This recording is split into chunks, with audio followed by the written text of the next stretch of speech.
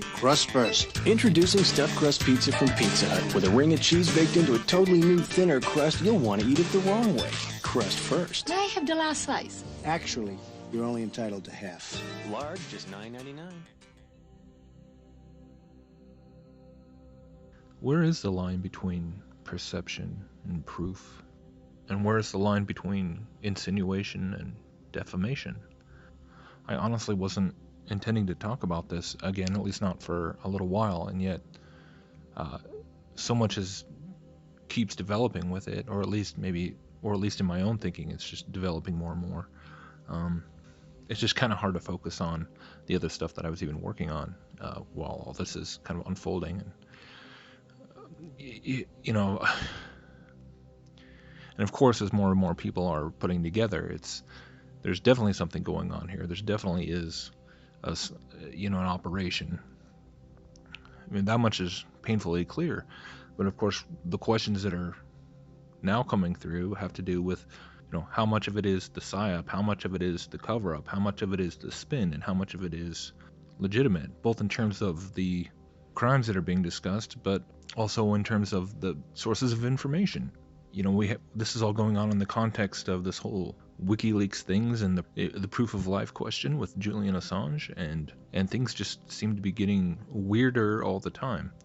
And there's all these connections to it with Breitbart, and even this morning I'm just realizing that the actual term Pizzagate didn't even originate with all of this, but first came about back in 2004, connected to some football game with Manchester United and Arsenal, where supposedly the manager of Manchester United was hit in the face with a piece of pizza and labeled it Pizzagate. So even the term itself has already been out there, which is a little weird. And as ODD has already shown, you've got this whole slew of pizza Illuminati joke imagery that's been out there for who knows how long, and it definitely does seem to kind of play to the fact that this has been in the making for some time.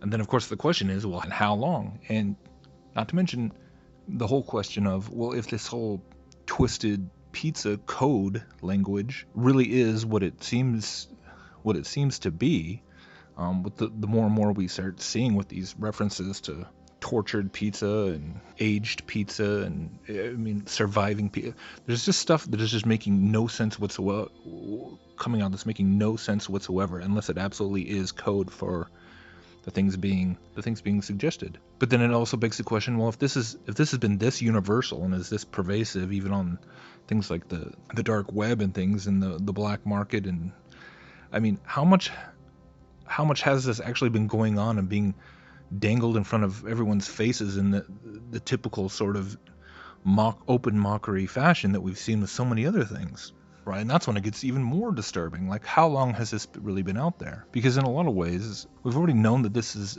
a common thing with all kinds of different celebrities and media events, where it's just the truth is being waved in everyone's face, and it's just part of this whole agenda of the externalization of the hierarchy and putting it into the consciousness of the public, but at the same time doing it in a mocking way, so that the people that do see what's going on or just see it as these blatant confessions of the sort, but at the same time it's mocking it in a way that makes it all seem like a joke in the minds of the mass majority. Things that I don't even need to mention, like Jim Carrey and mocking Jim Carrey and his symbolism of the all-mocking tongue, and dressing up like Baphomet, and just the stuff that is just so in your face, and yet done in such a way is that it's like, to try and show these things as quote unquote proof to somebody who doesn't already understand that there really is a satanic elite is like, you sound crazy. And that's the whole point. And so it really does kind of fit the MO. The more you kind of look at all these pieces, but at the same time, this is why it's really interesting, because I was just watching a video this morning put out by Vigilant Christian Mario, who I don't really watch his stuff. I haven't in a long time, but he's a decent guy. I'm not trying to tear him down or critique him or anything, but I'm sure most of you are familiar with him. He does all these exposing videos on Illuminati symbolism and dealing with the media and Disney and all the MK Ultra programming. And what's sort of ironic is that So today he finally puts out a video talking about Pizzagate, and he openly admits that he was hesitant to even get into it because of because of the fact that it's clearly a trap and a psyop to try and push the whole censorship agenda forward, and he's basically warning people not to get sucked into it and not to just perpetuate. I mean, even though it's already happened, even if not a single person from here on out said a negative word about this Elefantis guy or Comet Pizza, and it just stopped right now. Enough has already occurred with all that to where they could take it and run with it, right? So it's kind of like that cat's already out of the bag anyways. So he's warning everyone to use caution and and he keeps talking about this is serious now, because now we're talking about defamation. And we're talking about, focusing on a small business and a private citizen. And this is very serious, and you can get into legal trouble and have your channel taken down and blah, blah. So he's treading very lightly and all of a sudden very conscious of, oh, now this is a serious trap, we're being baited, right? But at the same time, he's saying, I'm not saying that there isn't anything to this, but we just have to use our brains and be cautious, and all of which I agree with. But as I'm stepping back and thinking about it and going, what a weird Pandora's box that this has kind of opened. What a weird pickle that now, because it's like, even in the last week, he's got a video out on the latest Britney Spears video, which is basically just what she herself admits is supposedly like an homage to the Eyes Wide Shut theme with the sex party and everything. And so again, it's like you'll go on and on talking about Britney Spears and Disney and all the MK Ultra, sex slaves and the sex kitten programming and all the symbolism, and all it's out in your face, and they're all Satanists and Lucifer, and it's like, yeah, we all get it, but you've been doing that, you've been making these kinds of videos for years now, and so have countless other people.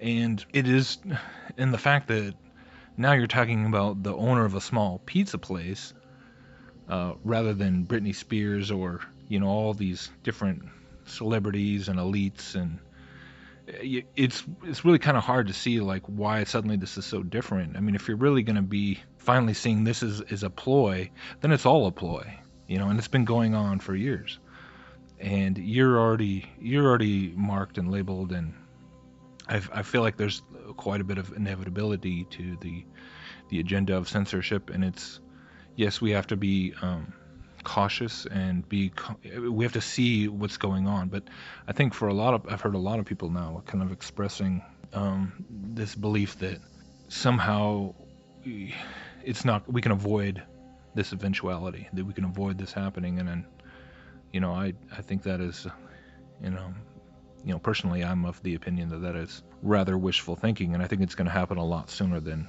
many people are prepared for. So it'll be interesting to see how many people wind up capitulating and wind up censoring themselves because they want to keep exposing evil and exposing the Illuminati. But really the lines are all blurred in terms of what is even defamation now and what is even who they're going to they're not going to like put everyone in prison. It's just going to be censorship. And it doesn't matter if you're even using certain hashtags or using certain terms. They've been spending years and years crafting the narrative and crafting who the crazy quote-unquote conspiracy theorists are, right? So even if you don't touch the Pizzagate thing, even if, okay, you didn't want to touch the crazy flat earth and make, it's like you didn't touch any of that stuff and you were trying to keep your head above water and play by the rules. I mean, if you're going to, I'll tell you flat out, anyone out there, if you're out there speaking publicly against, 9/11 being an inside job, speaking out against the New World Order in any sense, it's already been spelled out by the Defense Department themselves after 9/11 and things like the Patriot Act and those subsequent bills that came out. That, if you're if you believe in Christian end time scenarios at all, you're basically already on the domestic terror watch list. That was years ago. This has all come out. It's just been kind of fomenting, and nothing's been happening, and people have been making videos and critiquing, picking apart music videos and picking apart, talking about this stuff with seemingly no reactions. And now all of a sudden this happens, and I think it just got real for a lot of people. I think it's getting real, and this is not a game. Like, this stuff has been people have been naming names and places and events and survivors and eyewitness accounts are out there by the hundreds. And this is real. These rings are real. This abuse is real. The Satanism is real. And at some point it has to go beyond just staying in your safe little bubble of, pointing out the obvious symbolism in Britney Spears videos. So anyways, that's my rant.